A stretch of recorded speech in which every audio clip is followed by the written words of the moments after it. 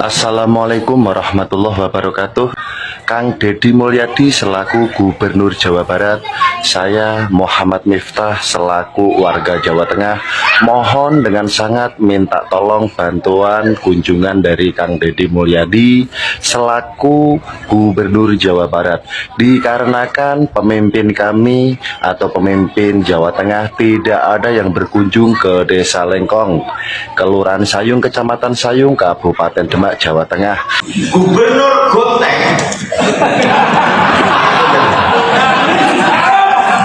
Gubernur Goteng kencing di pinggir jalan. Begitu dikritik di medianya sibuk jawab. Akhirnya apa? Sikapnya diubah-ubah. Mangan teratur ngomong karena apa? Shooting.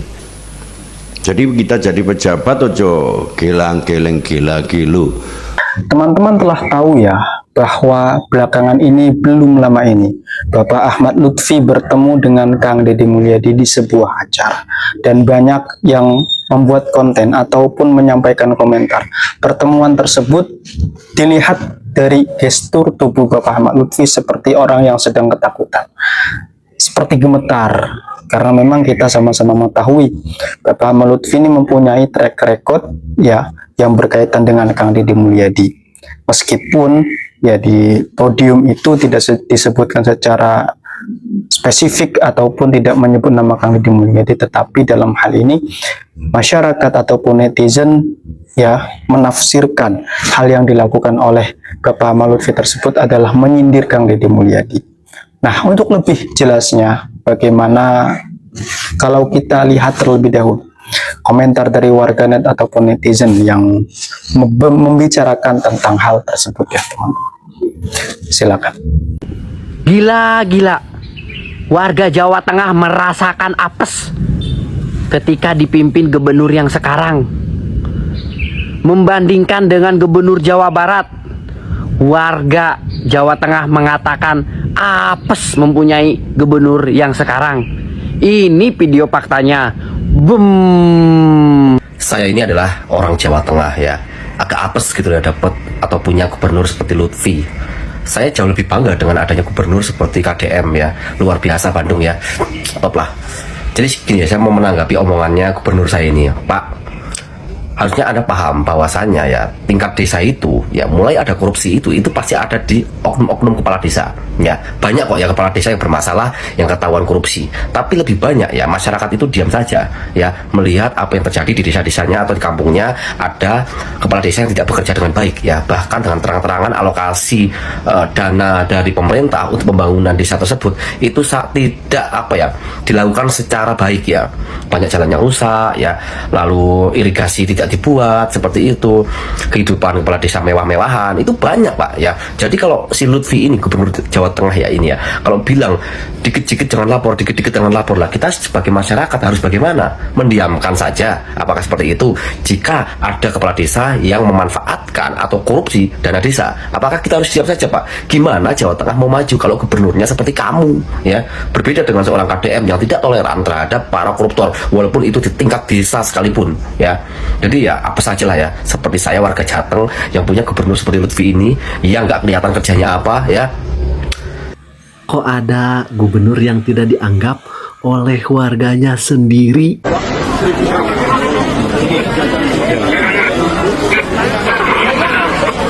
Berkomunikasi gak Yu?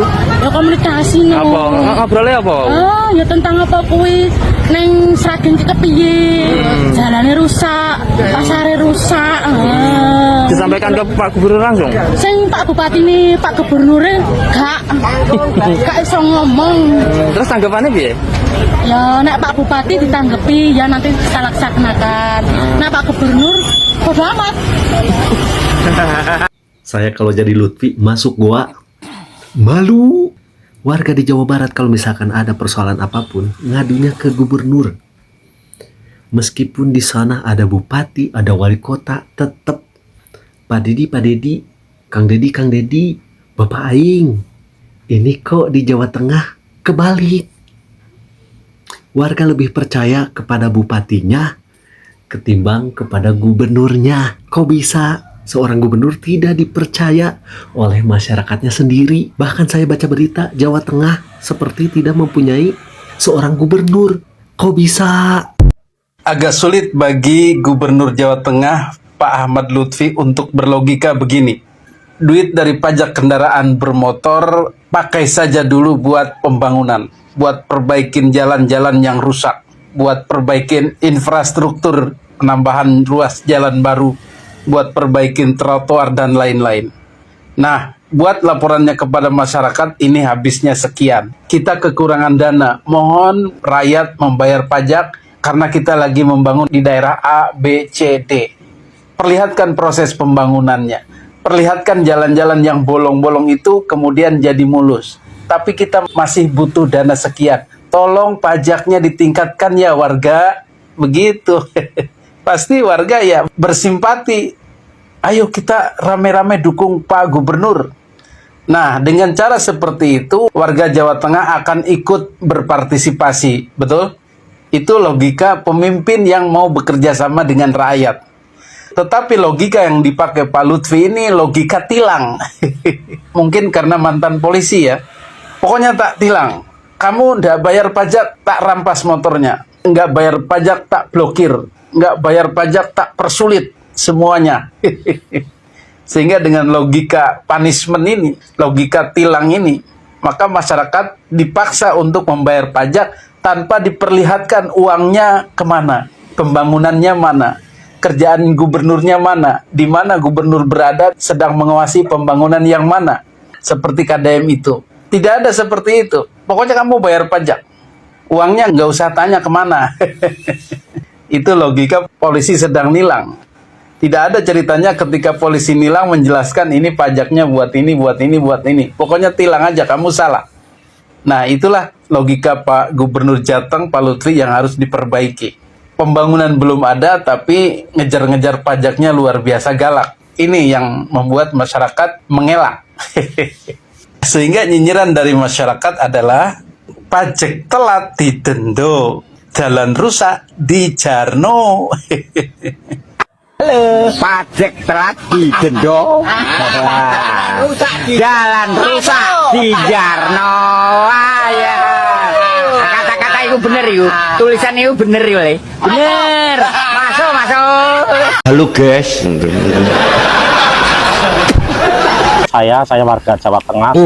Ini langsung dikomentari oleh warga Jawa Tengah ya, artinya warganya sendiri ya. Seru nih. Saya warga Jawa Tengah, saya sebagai driver ojek online. Menurut saya kinerja Pak Deddy Mulyadi udah cukup bagus ya, udah cukup membantu masyarakat. Mau konten, mau pencitraan, mau bongkar-bongkar bangunan, selama itu untuk kepentingan masyarakat itu menurut saya nggak masalah ya. Selama itu untuk kemajuan masyarakatnya. Saya selalu mendukung Pak Deddy Mulyadi, semoga kedepannya menjadi pemimpin yang lebih baik lagi, yang amanah, sehingga bisa menjadi Presiden Republik Indonesia. Ya, semoga sehat dan sukses selalu ya Pak Deddy Mulyadi. Gimana Pak?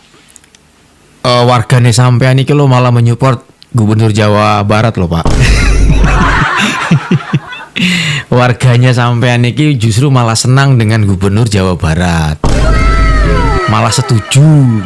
Apapun itu, mau pencitraan kayak mau apapun itu, mau gubernur konten kayak, yang penting selama itu punya impact ke masyarakat dan bermanfaat untuk masyarakat, why not Pak ngono. Ya, dikomentari sama warganya sendiri. Edan KDM ngaspal, lihat tuh. Wah, di bawahnya corak, atasnya aspal berlapis, nggak kayak tetangga sebelah, tipis-tipis. Halo Pak, kenalin saya Legauda dari Kebumen, Jawa Tengah.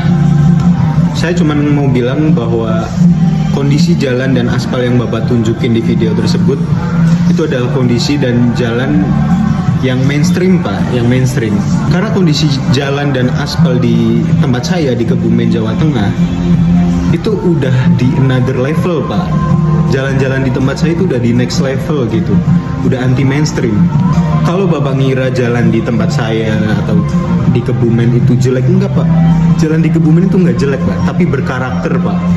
Jadi Pak, waktu zaman sekolah saya tuh pernah jatuh Pak dari motor gara-gara lubang di jalan gitu. Dan sampai sekarang lubangnya masih ada Pak. Jadi karena sampai sekarang lubangnya masih ada Pak, saya jadi kepikiran kalau jalannya emang seperti itu, jalannya nggak rusak dan nggak perlu diperbaikin Pak. Itu emang udah jadi bagian konsep dasar estetika desainnya Pak. Jadi bukan berarti jalannya rusak, jalannya jelek, aspalnya tipis. Enggak Pak. Makanya saya punya keyakinan Pak, jalan rusak di Kebumen itu bukan berarti salah pemerintah atau apa. Itu adalah art Pak, seni, karya Pak. Bahkan nih Pak ya, kalau seandainya Dendles tuh masih hidup ya Pak ya, dia kalau datang lagi ke Kebumen dia pasti bilang, wah, masterpiece. Pak Lutfi, yang niki jaremu H-7 Jawa Tengah bebas lubang. Iya anjan bebas lubang, tapi kok tambal kericak ini anggur Pak, orang mau aspal. Apa iki H-4 atau bolong kabeh koyo ngene ya Pak. Amen kowe iki Pak. Tekan bupati-pati apa doae ora tau medun iki terae kok. PLT-ne iki mbah kerjane apa?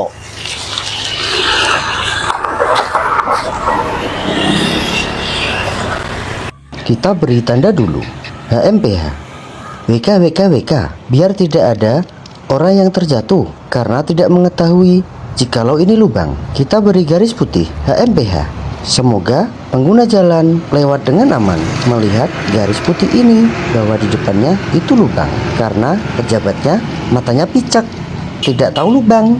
WK.